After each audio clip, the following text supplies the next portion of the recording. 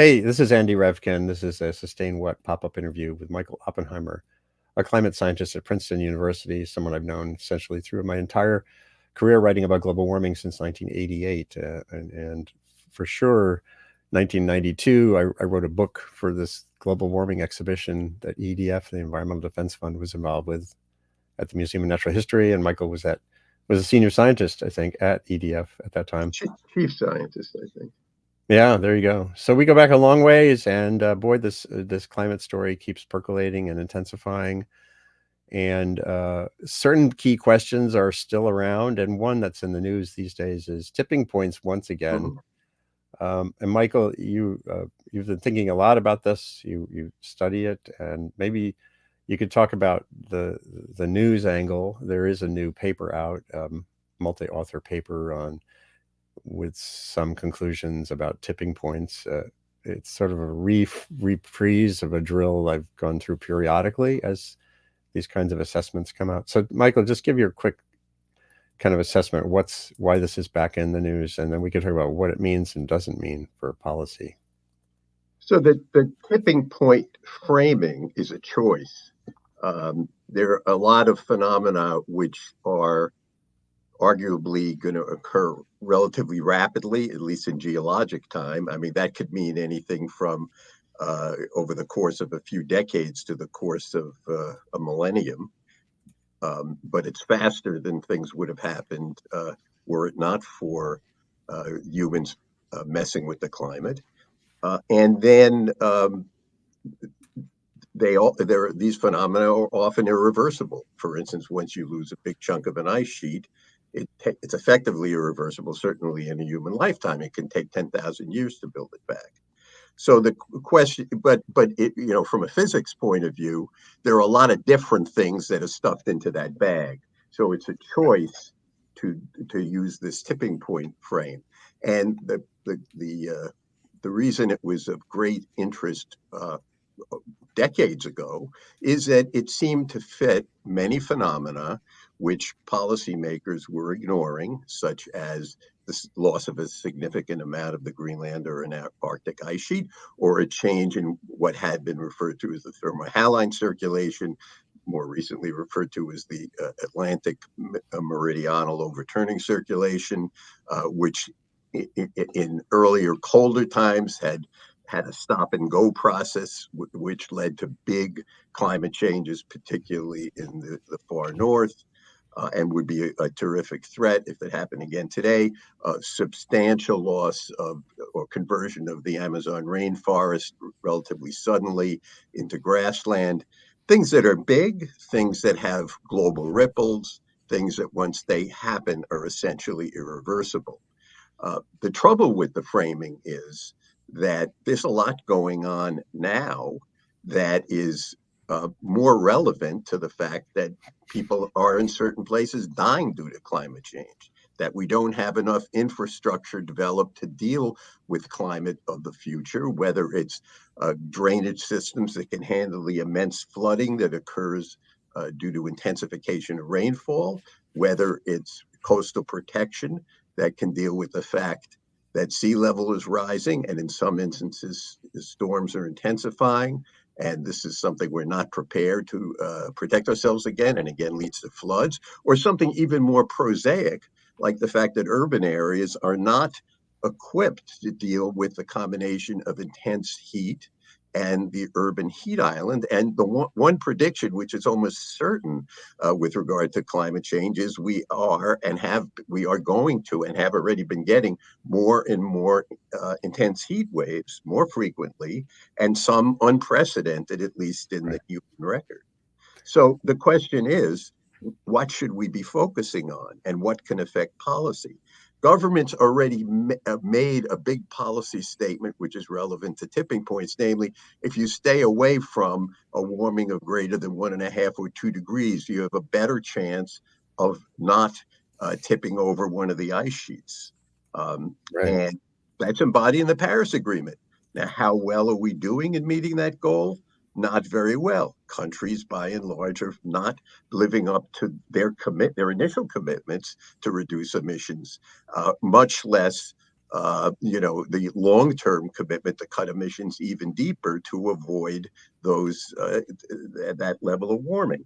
So my own view is we should focus more on things that are proximal that to today's time and place, things that are damaging infrastructure, society, and hurting people today, because those changes are what caused the general public to get interested in the whole proposition of climate change over the last 10 or 15 years, not some far off calamity that could, might not happen.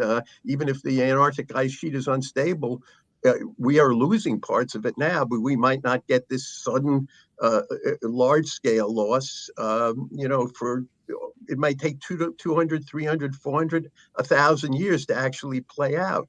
There are Right. things we need to Right. worry about today. So let's get into today's emission reduction policy necessity. Let's get into today's adaptation necessity, which is something that's largely ignored because governments are falling behind the rate of climate change on both sides. Oh, for sure. And I've been writing about that balance, but at the same time, what's your response when people talk about adaptation issues as capitulation in the context of mitigation of Well, emissions? that's an old storyline. We used to think about that back when I got involved originally, or you got involved in the early 1980s. That was certainly the position of the environmental groups. At least, I was at EDF, and we were cautious about talking about adaptation because we thought we just didn't want to see that slipped in as a substitute policy for reducing emissions. And it was just too easy to think about it, too easy for governments to have an escape hatch. And in fact, the Bush administration, both the first and second Bush administrations, looked upon adaptation as what U.S. policy should be. And now that battle has been won. Governments don't dare stand up and say, well, we're going to deal with this problem by adapting, unless, of course, they're the governments that don't have much emissions, like most of the uh, global South, which has been Yeah. screaming rightly about the loss and damage issue because they neither have the emissions nor can they afford to pay for the cost of the damages that countries like the United States, the EU, uh, China now, in the near future, India, are causing them by their large emissions. So we have to we don't need a framing right now, which either is all we can do and all we should do is adapt, or we have to reduce emissions so radically today to avoid tipping points that we don't know if they're ever going to happen, many of them. We need more. I think the 1.5 and 2 degree targets are fine if government would step up and do what they promised to do, but they're not doing that. And even that won't be enough. We cannot win our way out of the problem by only emissions reduction. We're stuck with some climate change in the near future. We have to have serious adaptation efforts to deal with it. So far, particularly in the United States, I'm sorry to say, we do not have a coherent program. Yeah. So you would say the tipping point stuff, which here's this tipping points project. It's kind of an assessment. It's trying to be sort of an IPCC-ish entity, Right. although it's independent of the IPCC. I want to say that part of the politics behind this is there are many people who, for good reason, would like to see the IPCC do a special report on tipping points.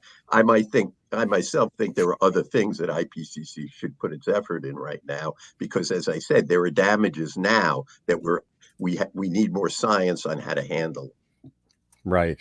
And uh, and that aren't, as you say, in the foreground, unfortunately.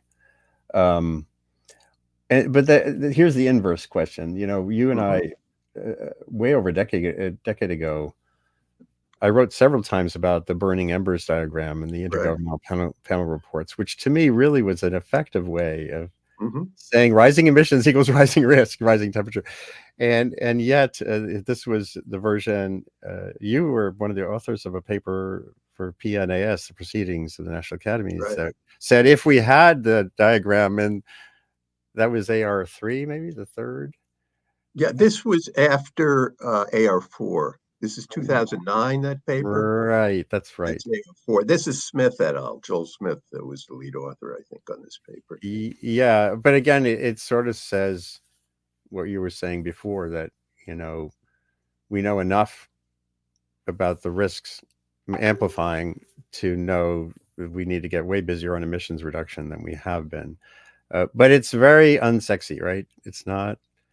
Well, compare that diagram, uh, which is fairly straightforward and not cataclysmic, to the end of the world, and you know it's going to win. And the end of the world has a role in this. I don't mean the end of the world literally. I mean the complication of the human venture such that it would look nothing like what it looks like now. That's possible. End of the species, not going to happen, uh, and certainly not the end of the earth. So, but the thing is, there are a lot of phenomena which are thrown into the tipping point basket, and they're all rather different.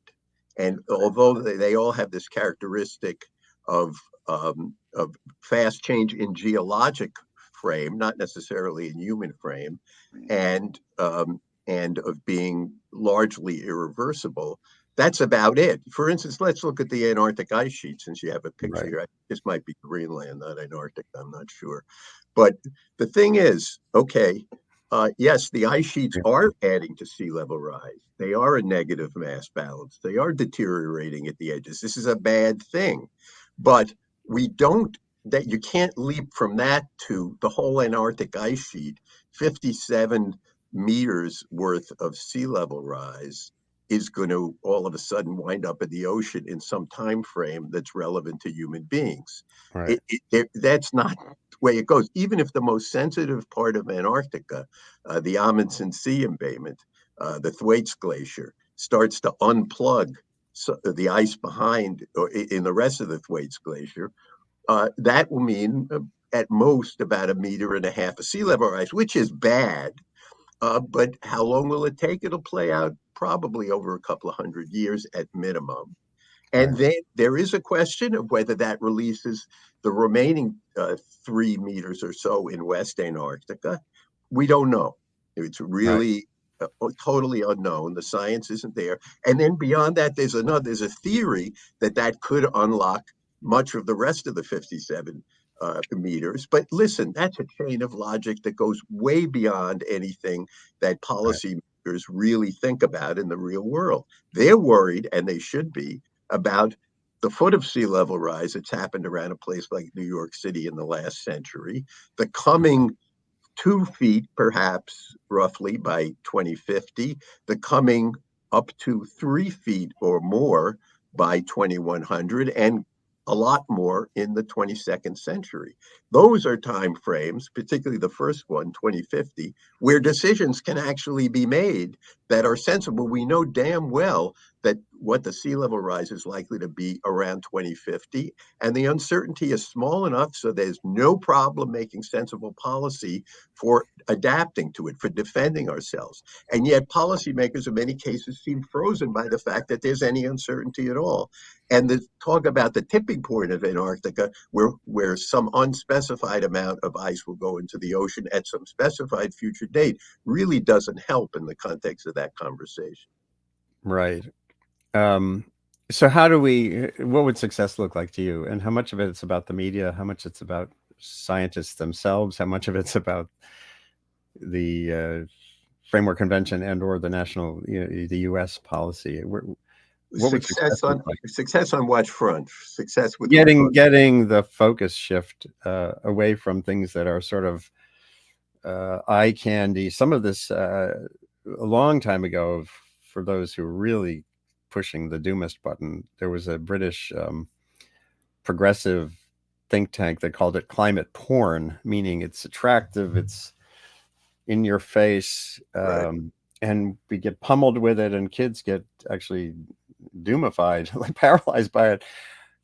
And yet, and the media don't do any service because we tend to latch onto those front page thought notions. So, where is responsibility for creating that rational frame of the workflow you're talking about?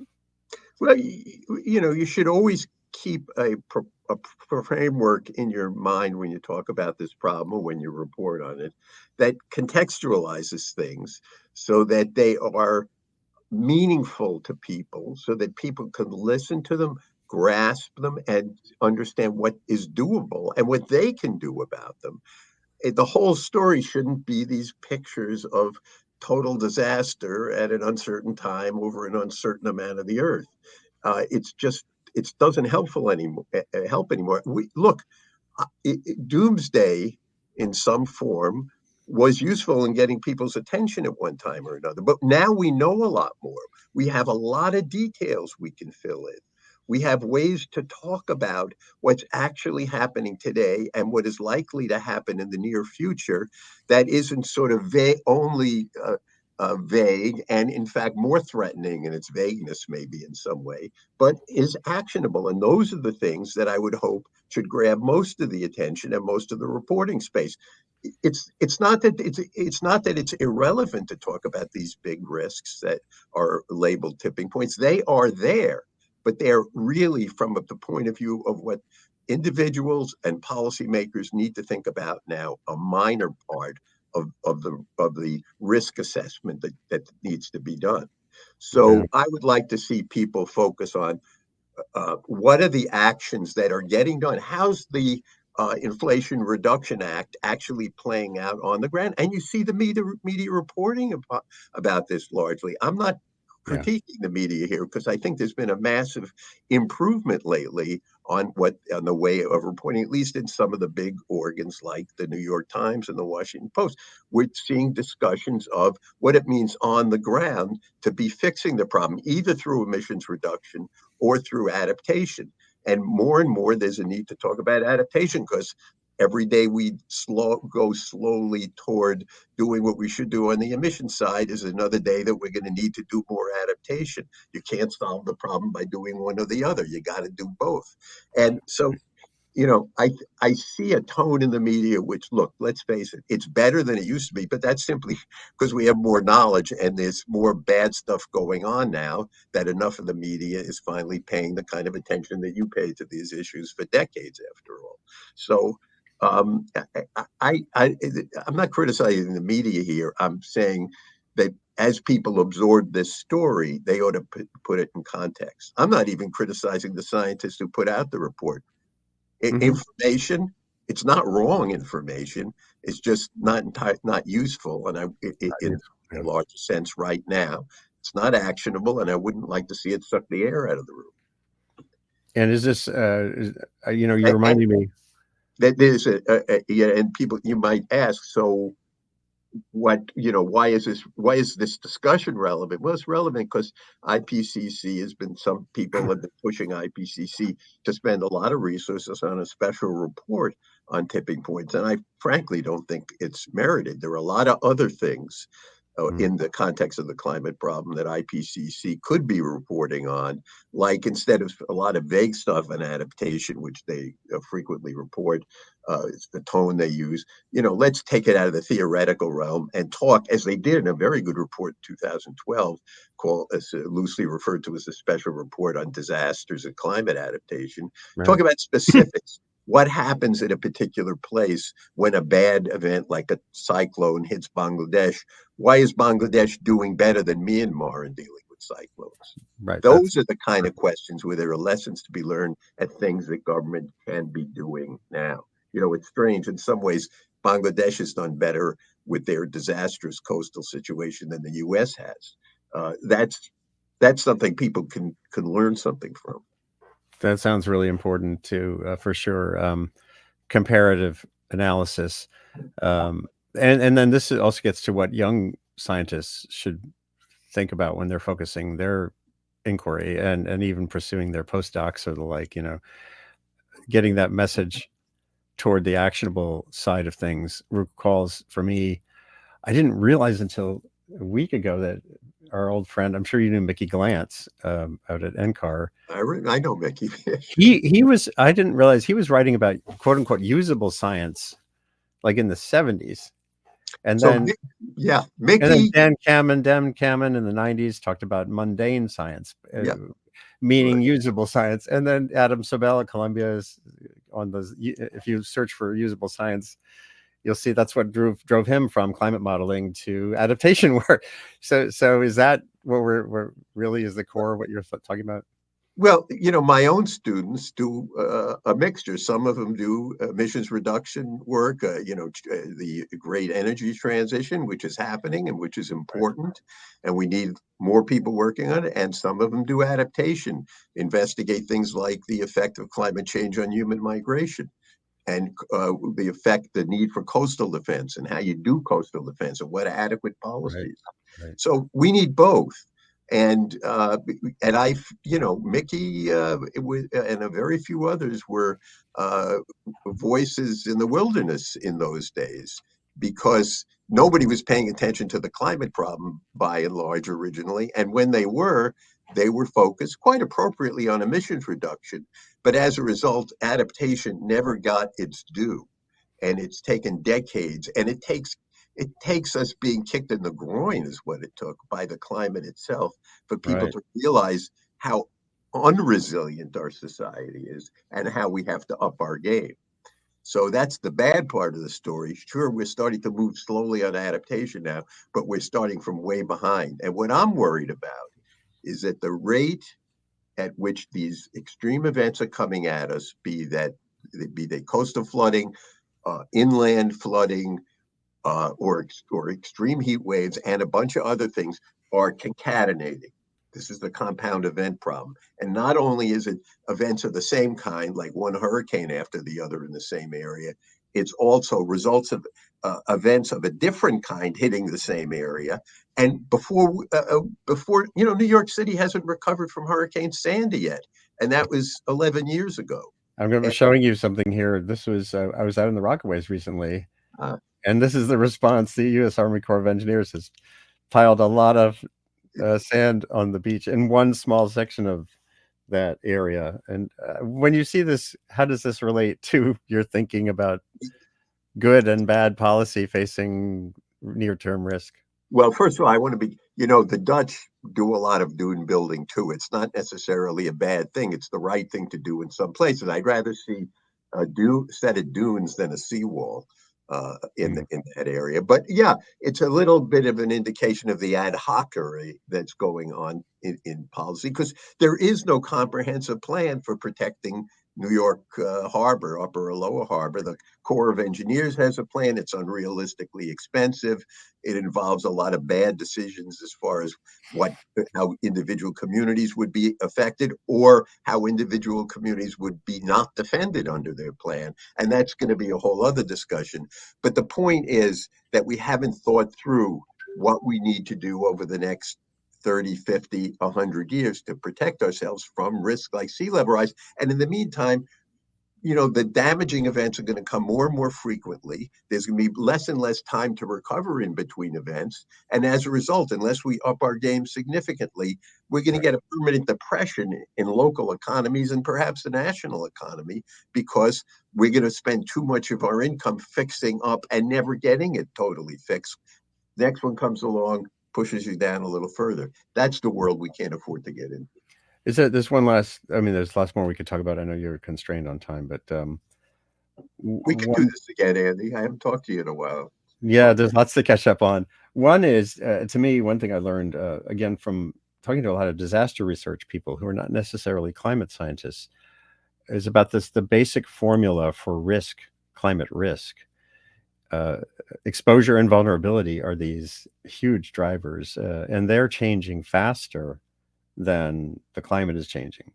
And when I look at that dynamic, I wonder even if the word adaptation, which is always framed around climate change, adapting to climate change, feels like it's distracting us from simply the core responsibility of reducing vulnerability for those who are most vulnerable, and that, which is there with or without climate change. I don't know if that makes sense No, ultimately. it does. I'll give you. So we did a study a few years ago. One of my graduate students uh, was part of it, which basically showed that in Bangladesh, where everybody thinks, oh, everybody's going to be fleeing the coast. Actually, the opposite is continuing to happen because the economic development and job opportunities are down near the same areas that get flooded and get hit by cyclones.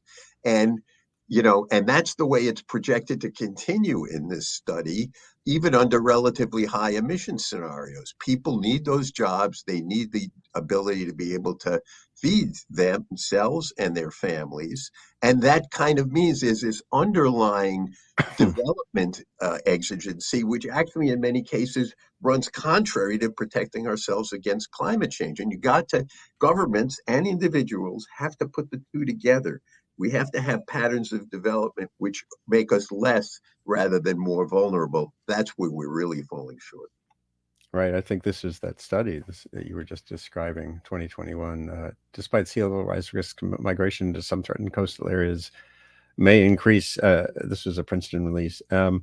And actually, Tellman and others, Beth, did work in 2021 that showed globally we're moving into flood prone areas faster than flooding patterns are changing. The same thing because of the exigency of work and urbanization, which, as to me, again, setting aside if anyone wants to fight about how much of some particular flood is climate related, you almost don't have to have that argument. You can just say, look, we're creating vulnerabilities and exposure in Well, rapid. you need to talk about both ends of the problem. One's the Yeah, science, one's the human science. For too long, the human sciences were the caboose. We need two engines pulling this train. Let me leave it at that, Andy, because I got that's it. a So, good place. That's a good moment. And let's do this again. We'll find another time. And one way or the other, it's great to catch up with you, yeah, Michael Oppenheimer. I enjoyed it. Take care.